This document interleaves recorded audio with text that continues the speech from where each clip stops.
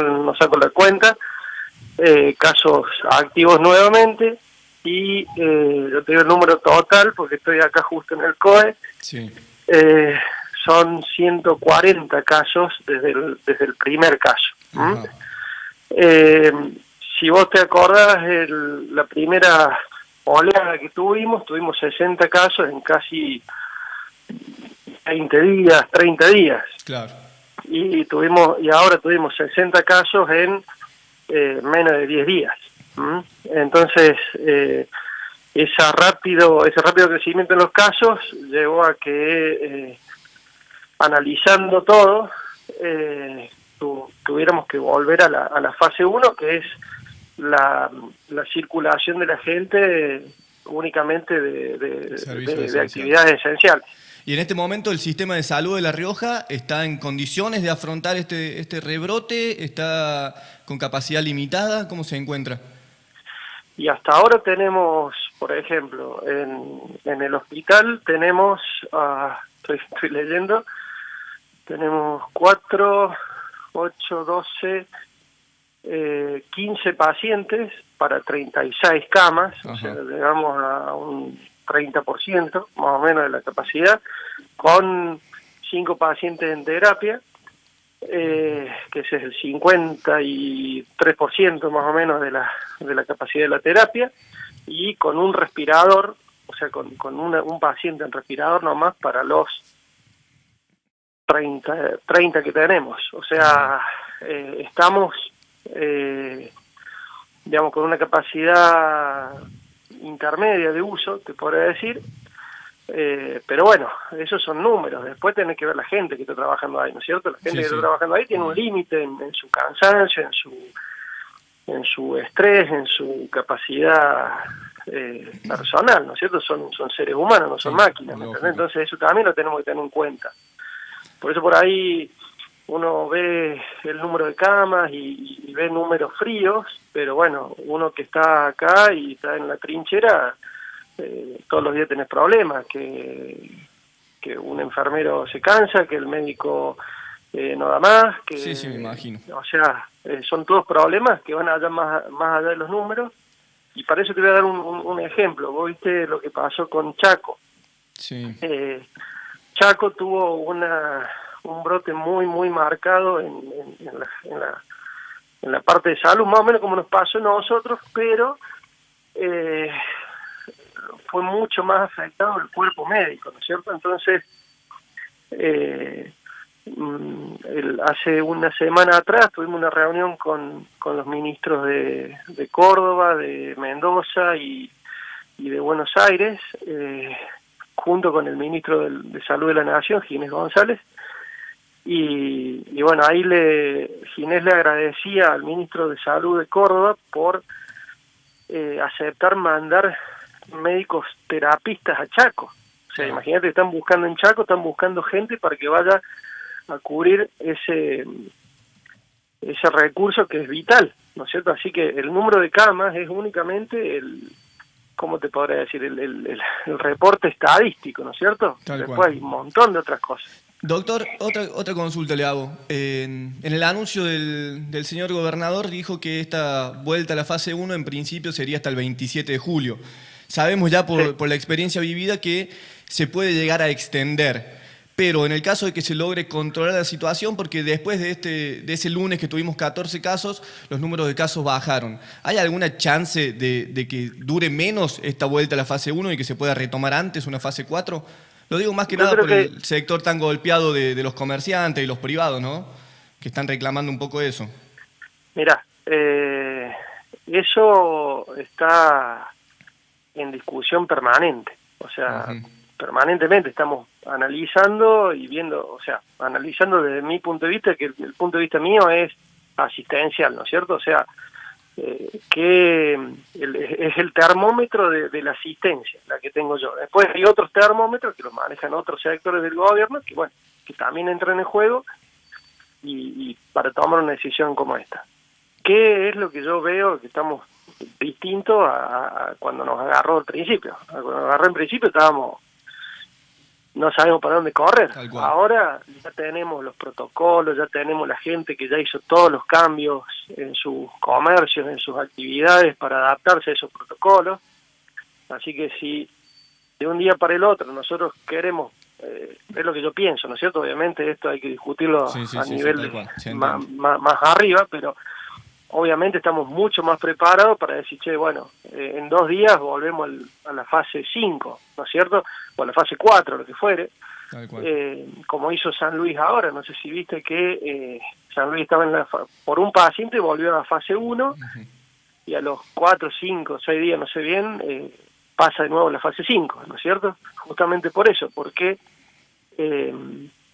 está más preparada la actividad comercial para, digamos, hacer lo que tiene que hacer. Yo en este momento comprendo que todos los comerciantes, los emprendedores, todos se han preparado para hacer frente a esto, y eso también se tiene en cuenta. O sea, hay gente que ha hecho mucha inversión para poder seguir trabajando, ha adecuado sus locales, tal cual. Ha hecho una reingeniería de su actividad, y bueno, eso también lo tenemos muy en cuenta. Por lo menos nosotros desde acá cuando tomamos una decisión, eso no es una decisión que se tome de un día para el otro y con un número, como te dije yo hace un rato. Doctor, le consulto, disculpe que lo corte, justo estaba pensando, ¿no?, que creo que el principal problema que estamos teniendo, la vuelta a la fase 1 y esto de no poder, la circulación comunitaria, es mucho debido al tema de los asintomáticos. ¿Es así o no? Y sí, este es el problema desde el día cero de los asintomáticos. Porque por eso es que... Sí, nos contaba el doctor Luna el sábado pasado que la capacidad de testeos que tenía hoy por hoy La Rioja era únicamente de 150 pruebas por día. ¿Hay alguna forma de que esto se vaya a ampliar en un futuro? Me parece que sería como una alternativa muy razonable para enfrentar este tema de los asintomáticos y evitar vaivén de fases. ¿Hay posibilidades de que se amplíe el número de testeos o hoy por hoy es imposible? Yo te voy a dar un ejemplo para que vos veas cuál es la limitación que tiene el manejo de esta enfermedad. El único testeo que nos da seguridad 100%, o perdón, mejor dicho, 99% de seguridad cuando da positivo es la PCR, que es el análisis del ARN del virus. O sea, es como que si vos lo ves y te da positivo, no hay duda de que es positivo, ¿no es cierto? Bueno, ese análisis lleva un proceso de 8 horas.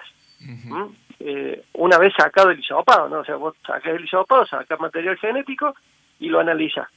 Cuando entra al laboratorio, hasta que sale la prueba positiva o negativa, son 8 horas, ¿tá? Nosotros a principio de todo esto, teníamos capacidad para 14 muestras por día. Sí. 14 muestras, o sea, no viendo el número. Después se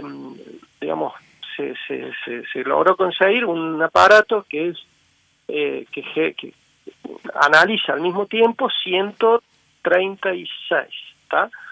Pero lo mismo lleva 8 horas, ¿no es cierto? Y esos son, de esas 8 horas, 6 horas son un trabajo de duplicación del ARN que se hace en otro aparato y que nosotros acá en La Rioja lo tenemos en forma manual. Eso lo hacen las bioquímicas en un trabajo increíblemente estresante, porque vos imaginate que estás manejando muestras que pueden ser positivas y que te pueden contagiar a vos mientras estás trabajando, más allá que se cumplen todas las normas de bioseguridad, trabajando bajo una campana de flujo, en fin, con todo lo que eso significa, pero obviamente estás trabajando con material sumamente contagioso, y eso es todos los días desde que arrancó esto.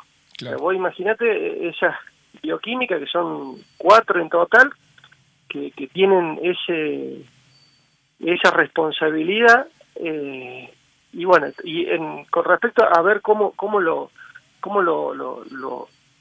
agilizamos, hemos recibido la propuesta todavía no económica de adquirir un aparato que ese trabajo de la duplicación del ARN, que se hace en este momento en forma manual, que son esas 6 horas que digo yo de las 8 horas en total, para llevarlo a 2 horas, o sea, se llevaría a 4 horas en total el proceso. El tema está que esos aparatos pueden hacer con 12 muestras por vez, entonces hay que comprar por lo menos o adquirir 3 de esos aparatos. Y estamos viendo porque además no solamente hay que comprarlos, sino hay que conseguirlos y dejar que entren al país. Es todo sí, imagino que una prácticamente debe ser cuestión complicado. Y después está el tema de los test rápidos. Nosotros a los test rápidos tratamos de empezar a utilizar desde el momento cero. El tema es que desde Nación, que es quien nos da, digamos, el ente rector para nosotros hacer las cosas, no lo recomendaban porque por la alta, digamos, índice de falso positivo y de falso negativo que tiene los test rápidos. Y después hay una cuestión intermedia que es la serología, que es el análisis de las inmunoglobulinas que genera la infección del virus en el cuerpo. Entonces vos con eso podés ver si el virus pasó o no por tu cuerpo. No sé si me explico. Sí. Es como si tuviste la hepatitis, te hace un análisis y ahí ves si tuviste o no hepatitis. Bueno, esto es lo mismo. El tema está que eso también tiene un alto índice de falsos positivos y falsos negativos, y se recomienda esos estudios únicamente para análisis epidemiológicos. O sea, si yo tengo un barrio, suponete que tuve un brote, yo le puedo hacer esos análisis para ver si el virus pasó por una alta cantidad de personas que pertenecen a esa población. Es un estudio más epidemiológico que diagnóstico, ¿me explico? Sí. Y estamos, bueno, obviamente desde el día cero con ese tema. El tema está que no hay una normativa nacional que te diga sí, usa este o usa el otro. Claro. Hasta ahora lo único que tenemos para dar digamos, respuesta es la PCR y tenemos esa limitante. Está bien. Doctor, le hago una pregunta. No quiero resultar chocante con la pregunta, ni mucho menos, pero sí me parece que puede ser esclarecedora. Me gustaría saber cómo se explica el tema de el porcentaje de muertes que tenemos en La Rioja por coronavirus con relación al número de casos, porque me parece que tenemos 140 casos y un total de 11 fallecidos.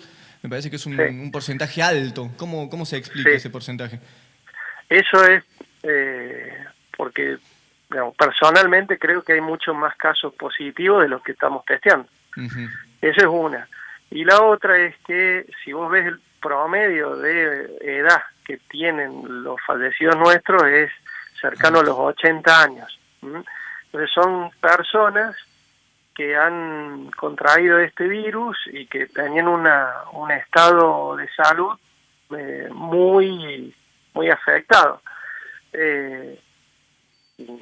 Yo te voy a decir un ejemplo. Hemos tenido pacientes que han fallecido con coronavirus, que no han fallecido por falla respiratoria, ¿no es cierto? Han fallecido por otras causas, ¿me entendés? Tenían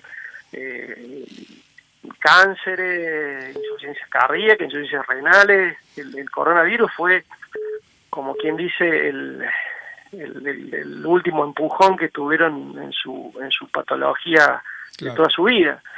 Y es por eso, y justamente por eso es que nosotros, y yo trato de transmitir a la gente, que el problema no es la gente joven, ¿me entendés? Que está por ahí, se va, se junta, toma una cerveza en la esquina con 3 o 4, o se junta como un asado con 3 o 4, es que vos tenés tus padres, tus abuelos, lo que sea, o alguna persona que tiene alguna condición, y vos sin querer y sin saberlo y sin esperarlo, vas y le llevas el virus a esa gente y bueno, y lo contagias y es un alto riesgo de vida.